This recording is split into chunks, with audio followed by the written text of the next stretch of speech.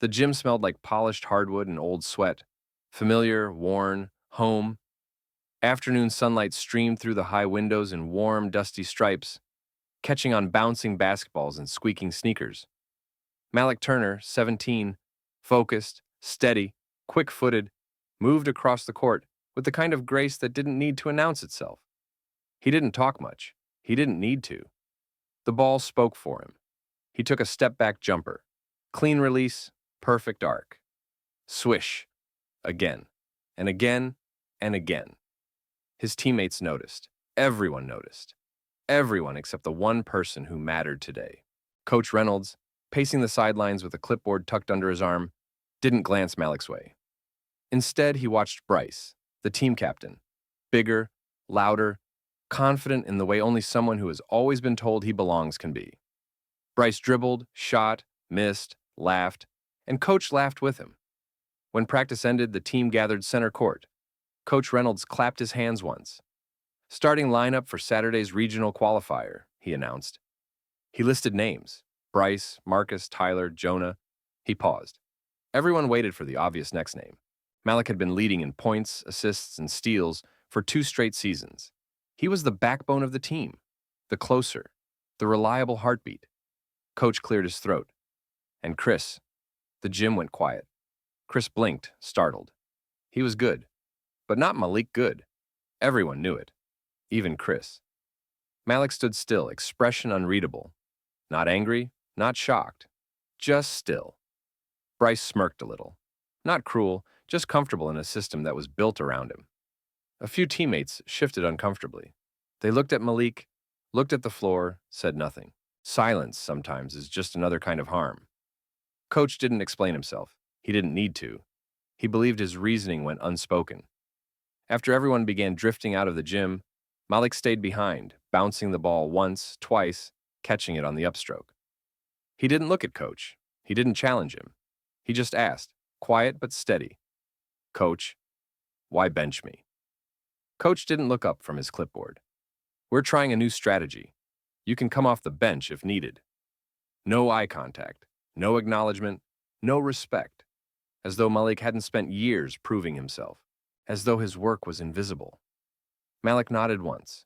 No argument, no scene. Because real frustration didn't yell. It sharpened. When Malik stepped outside, the late-day air was cool, sharp, and loud with cicadas. He leaned back against the brick wall and closed his eyes, not to hide from anything, but to focus. He remembered early mornings on cracked pavement courts.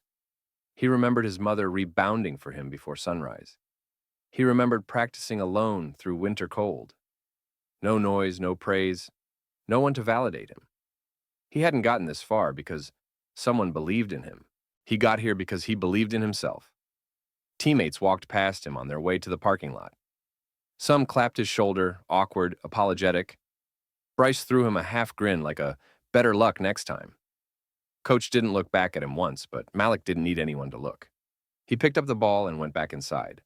Because benched or not, he still belonged on the court, and the court still knew his name, even if his coach pretended not to. Game day arrived with loud bleachers, echoing sneakers, and the kind of humming anticipation that vibrates through the air before anything even happens. The regional qualifier was more than a game. It was the doorway to the state championship, the place every player dreamed of reaching. The gym felt alive, banners shaking slightly in the draft, parents and students filling the stands, school colors everywhere. Malik sat at the far end of the bench, jersey on, warm-ups loose, hands clasped loosely between his knees. He looked composed, still, centered. But inside, something quietly sparked. Not anger, not resentment, just clarity. Across the court, the opposing team warmed up. Ridgeview High, tall players, aggressive defense. Their point guard, Darius Shaw, was quick, ruthless, and known for shutting down ball handlers like a steel trap. Bryce didn't notice. Coach didn't either. But Malik did. He had studied Darius for months. The buzzer sounded for tip-off. Bryce took the ball, dribbled down the court, tried to drive inside. Darius stole it, clean, fast as lightning. 2 steps, layup. The crowd roared, but not for them. Coach clapped, forcing enthusiasm. Shake it off! Next play! But the same thing happened again, and again, and again. Malik watched patterns repeating like deja vu. Bryce dribbled too high. Marcus hesitated on screens. Tyler rushed his passes. Jonah kept losing spacing on defense. He saw all of it as if the court were a living blueprint unfolding in real time. The score widened. Their confidence drained. The bench grew heavy. Then the crowd began doing something no team ever wants to hear. They got quiet. Because quiet meant everyone knew. Coach paced, jaw clenching, voice rising with every play gone wrong. Bryce kept calling for the ball, insisting he could fix it. But every attempt was rushed, messy, frantic. When the timeout whistle blew, the players gathered around Coach in a huddle, sweaty, frustrated, eyes darting. We stick to the plan, Coach said, breath sharp. We keep Bryce driving inside. Chris, keep handling the ball. Chris stared at the floor, sweat dripping from his chin. His voice came out small but honest. Coach, I can't get past him. He reads everything I do. Coach bristled, ready to snap back, but his eyes flicked instinctively to Malik, sitting still, watching, analyzing. The coach's jaw tightened. He didn't want to admit it, but he knew. Everyone knew. Bryce finally said it out loud, panting hard, hands on his knees. Man, Malik sees him. Let him run point. The huddle went absolutely still. Coach looked at Bryce like he was betraying him. Bryce held his eyes, not angry, not dramatic, just real. We're gonna lose without him. Everybody here knows that. No one contested it. Not Chris, not Marcus, not Jonah, not any of them. Because it was the truth. Coach's face shifted, pride battling reality, and reality won. He turned to Malik. You're in. Malik stood, not with swagger, not with I told you so energy, just quiet certainty. He pulled off his warm-up top, handed it to the equipment manager, and stepped onto the court. The ball bounced into his hands, and the gym changed. Because everyone saw it now. He didn't look like someone getting a chance. He looked like someone returning to where he had always belonged. The moment Malik's shoes hit the court, the energy shifted. Quietly at first, like the air holding its breath. He didn't rush. He didn't perform. He just took his place at the top of the key, palms loose, eyes steady, surveying everything. Ridgeview's point guard, Darius, smirked. Just a flicker, watching Malik dribble. Not disrespect. Recognition. He knew. This was a different matchup. Malik bounced the ball once, twice, then slid into motion. Smooth, controlled, deliberate. He didn't try to overpower Darius. He moved with him, reading the defender's weight before he shifted it. One quick crossover. Darius reacted, too slow. Malik cut left and drove, not fast, precise. The defense collapsed, just like Malik knew they would. He kicked the ball out to Marcus, sitting wide open at the wing. Marcus didn't even think. He shot. Swish. The crowd came back to life, not loud yet, but rising. Coach Reynolds froze where he stood, clipboard hanging loosely at his side. Next possession, Malik didn't force it. He brought the ball up calmly, scanning spacing, counting breath, reading rhythm like sheet music. He called for a high screen, not to get free, but to bait Ridgeview's big man into hedging too far. It worked. Malik slipped the ball behind his back, clean, effortless, and threaded a bounce pass to Jonah under the rim. Layup. The score tightened. Now the cheers came louder, echoing, bouncing off banners and metal bleachers. But Malik didn't smile, not once. He was working. Ridgeview tried to adjust. They doubled him. They trapped him. They denied passing lanes. He pivoted every time. No panic, no rush, just basketball. On defense, he read the court like a map. He cut passing lanes. He slid under screens.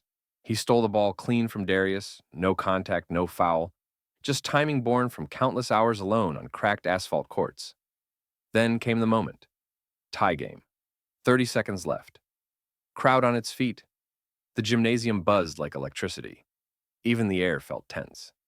Coach Reynolds didn't call a timeout. He didn't need to. Everyone knew whose hands the ball belonged in now. Malik dribbled at the top, eyes locked with Darius. No words, no theatrics, just respect. He stepped back, slow, rhythm controlled, hesitation, shift, rise. The ball left his fingertips clean, smooth, perfect. The gym held its breath. Swish. Nothing but net. The crowd exploded, but Malik didn't pump a fist, didn't yell, didn't bask. He simply jogged back on defense, because he expected the shot to go in. It wasn't luck. It was the work no one praised, the mornings no one saw, the discipline no one valued, except him. When the final buzzer sounded, his teammates swarmed him, shouting, cheering, hitting his back. But Malik's eyes drifted to one person, Coach Reynolds. Coach stood frozen, face somewhere between stunned and ashamed, because now the truth was undeniable. Malik didn't just deserve a spot, he was the team. And everyone finally saw it, even the man who refused to. When the noise settled and the bleachers began to empty, Malik was still catching his breath, a towel draped loosely around his shoulders. His teammates were smiling, genuine, relieved, almost proud to stand beside him. Bryce slapped him on the back, grinning wide. "Man, you saved us out there," he said. No competition left in his voice, only respect. Malik nodded slightly. "We played as a team, that's all." But everyone knew the truth. Across the court, 3 men in navy jackets sat in the front row, clipboards on their laps. They hadn't cheered, they hadn't grimaced. They had just watched, studied, evaluated. They stood now, stepping forward as Coach Reynolds approached them with a stiff, uncomfortable smile. "Evening," Coach said, trying to sound confident. "I'm glad you could make it. As you can see, I've been working hard with Bryce here. Our captain, strong shot, good leadership potential." One of the scouts lifted a hand politely and cut him off. "We saw the game. The tone was neutral, controlled, but it carried weight." The second scout spoke, eyes on Malik. "We came to look at talent for the state draft selection panel. We'd heard rumors about a certain point guard with exceptional court awareness. Someone who reads offensive flow like a coach, sees defensive gaps before they form, sets momentum rather than reacts to it." Coach's forced grin returned, but weaker this time. "Yes, Bryce is—" "No," the scout said, voice firm. "Not him." He looked directly at Malik. "We came to see him." The words landed like a stone, dropped in perfectly still water. Coach's face went pale. Bryce exhaled a soft laugh of disbelief. Not jealousy, not bitterness, just realization. Malik stepped forward slowly, respectful, steady.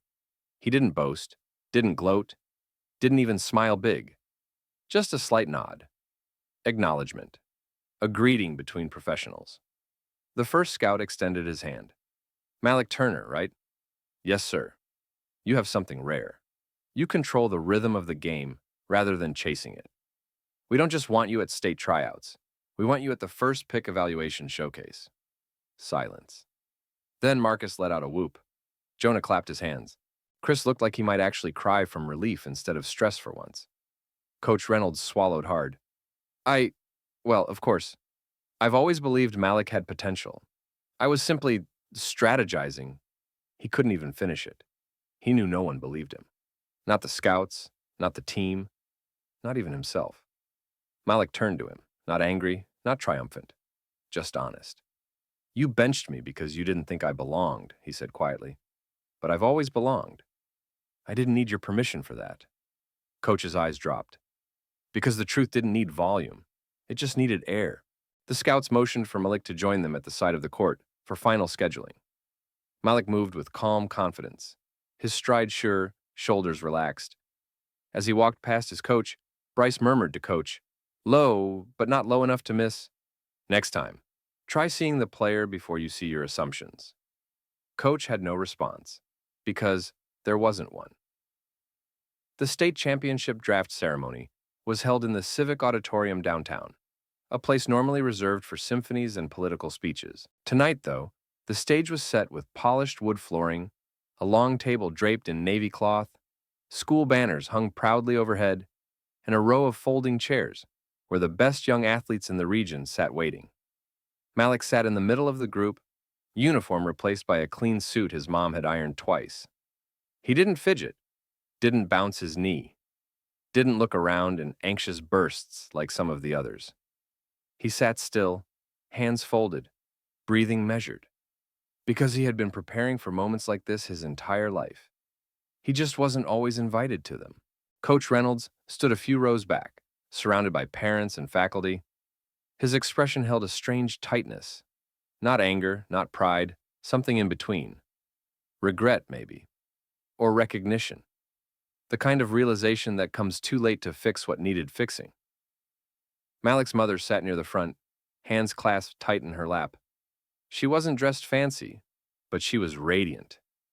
Pride has a way of making a person shine like gold, even in the simplest clothes.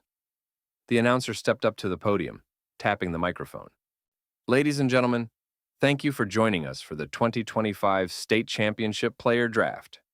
The crowd murmured, hushed, leaned forward. We'll begin with the first overall selection. A hush rolled through the auditorium like a breeze. The representative from the state selection committee stood. He didn't draw out suspense. He didn't tease the moment. He simply spoke with clarity. With the first pick, we select Malik Turner. The auditorium erupted. Applause thundered. Chairs scraped. Cameras flashed. Cheers rose so loud the ceiling lights seemed to vibrate. Malik didn't jump up. He didn't shout. He didn't break down. He stood slowly, smoothly, like a man stepping into a moment he had always known was coming. His mother covered her mouth with both hands, tears spilling over before she even realized she was crying. She stood as well, not waiting for permission, and Malik hugged her first. Not a quick pat on the back, but a full, grounding embrace that carried years of early mornings, late nights, quiet worry, tired feet, and unshakable belief. I told you, she whispered into his shoulder. You were born ready. I know, Malik said quietly. Thank you. When he walked toward the stage, the scouts shook his hand like equals, not like some kid getting lucky, but like a professional entering his arena. From the crowd, Coach Reynolds watched, jaw tight, eyes shadowed. For the first time, Malik looked at him, not searching for approval, not seeking apology, but simply acknowledging the truth of what had happened.